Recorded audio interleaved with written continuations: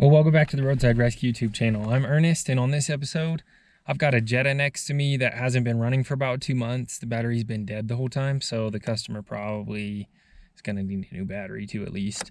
But apparently they were driving around town a couple months ago, and then at a stop, some sort of stop.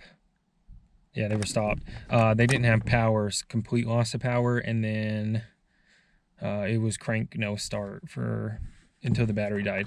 So I'm guessing they had it towed here. I'm guessing it's probably a fuel pump from what it sounds like.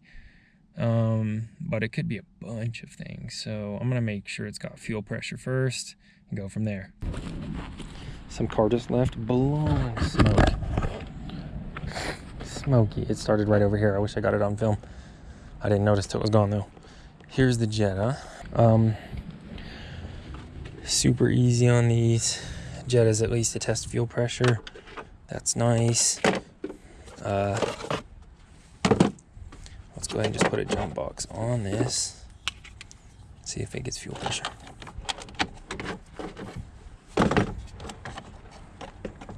Okay. It's not completely dead, but pretty dead. I have the key. Let's listen for it.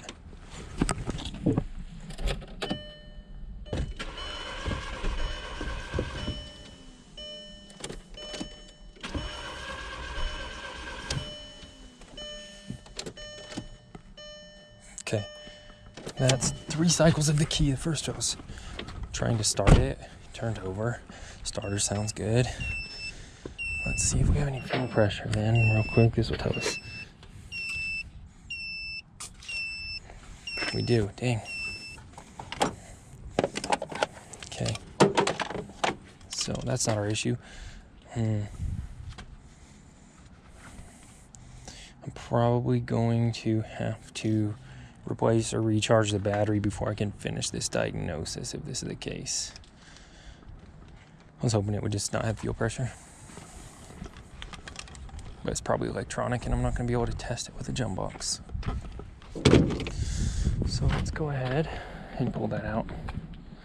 I'll let the customer know.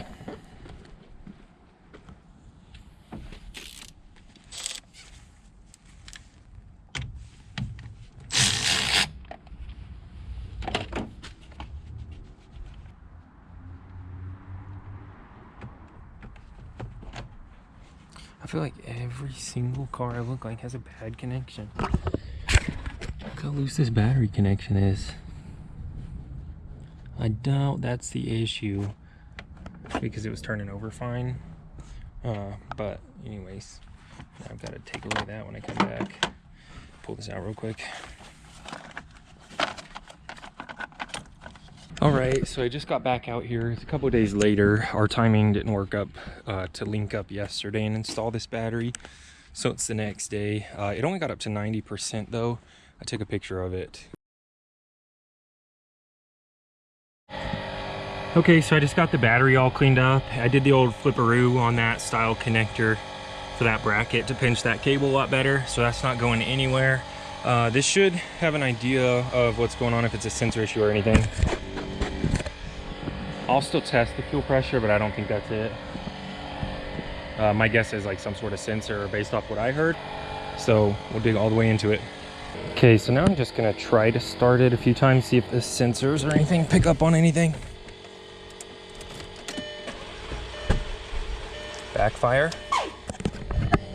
That sounded weird. I heard a backfire, so something timing's out, probably crank position sensor or something.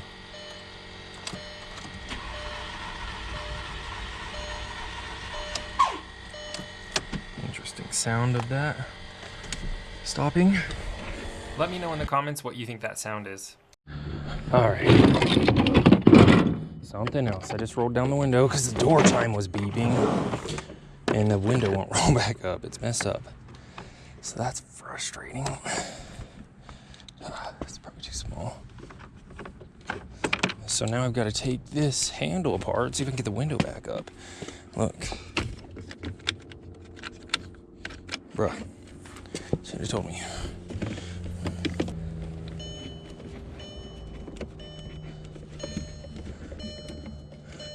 into the door, please. Thank you. Oh, bro. Don't fall any further. All right, here's the problem. All right, I got the window working again. I'm gonna run that scanner. I should probably just leave it off so he can use his window again. Yeah, that wasn't too bad. 6 fault codes, perfect. That's what I wanted to see, was something, because I don't have any idea right now. All right, I'll let that run and then get back. One other thing I was brainstorming, I have had a couple of similar instances where cars like died at idle, and it was the timing belt. So let me just slide this back and check. That looks old but in place. Right, nothing too bad about that. Yeah, nothing crazy about that. That looks like it's there and working. It is misaligned a little. I think the belt's a little further back on the pulley than it might need to be, if anything, but that looks fine. No, it didn't.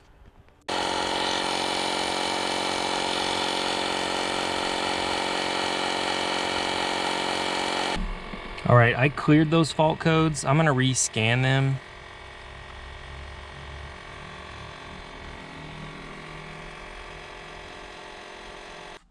All right, now let's rescan it and see. It looks like we had a throttle position sensor and a camshaft position sensor that last time. Obviously, it's not gonna have anything remembering from before, so it had some random cylinder misfires, which I heard those backfires. Sounds like a camshaft position sensor. Anyways, I just reset it, and I'm gonna see if it has any codes come up before I try and run it. That might tell me if I've got a bad sensor or something. Okay, after one more attempt, that's exactly what I wanted to see. The only code that came back for the engine was the camshaft position sensor. That's what I thought it was. I'm gonna go double check that. Okay, perfect. Those other ones look good, 5-volt signal and ground. So we've definitely got, either we're out of time a little bit, that can throw that code and have those symptoms. Chill with all the buzzing and beeping. Anyway, so it could either be out of time by a few teeth and throw a similar code and have a similar power issue, or it could just be the sensor itself. Luckily / unfortunately, however you look at it on this vehicle, you have to do both at the same time. So if I am going to do the cam sensor, which makes sense, I'm going to have to redo the timing belt as well. I already got a good look at it, and luckily you saw it too. That was cracked, so that was something I was going to recommend anyways. Looks like it's just going to have to be done regardless, before this car can get back on the road. All right, well, I'm back here. It's a few days later. It's obviously cold outside. I didn't notice that big old crack last time, but daggum. Yeah, it's just gonna get colder. Check out my videos from last winter. If you don't know what that looks like, it's pretty much just snow every day. Well, last winter wasn't too bad, I guess, but I've been on more call-outs than I can count with a foot of snow on the ground. Well, initially I was trying to park right here, and that would have left the tailgate over there, and then I was smart enough to think, wait a second, let me park right there, because the timing belt's on this side anyways. You can see that sensor's unplugged from where I tested it last time. I've got the key now in my pocket. Let's go ahead and get started.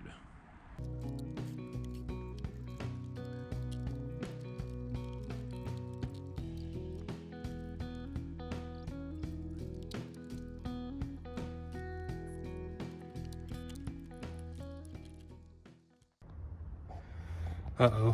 Well, I just slid this cover off, and look what slid off with it. I don't think I'm going to be doing a timing belt today. I think the timing belt is broken.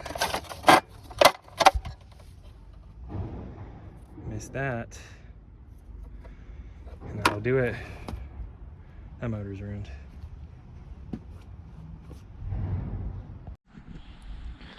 All right, well, that's all she wrote, folks.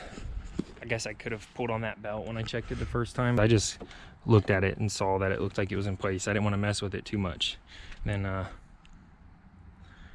that became pretty apparent as soon as I pulled the cover back on this one, though. what was going on. This is an interference motor too, so I've advised the customer that it's irreparable. Sometimes it happens about once a month. It seems like I send somebody's car to the junkyard, so I shouldn't be laughing, I guess. That's my stress response. Well, if you like this video, make sure you're subscribed. Leave a comment down below what you would do. Check out this video next. I'll see you there.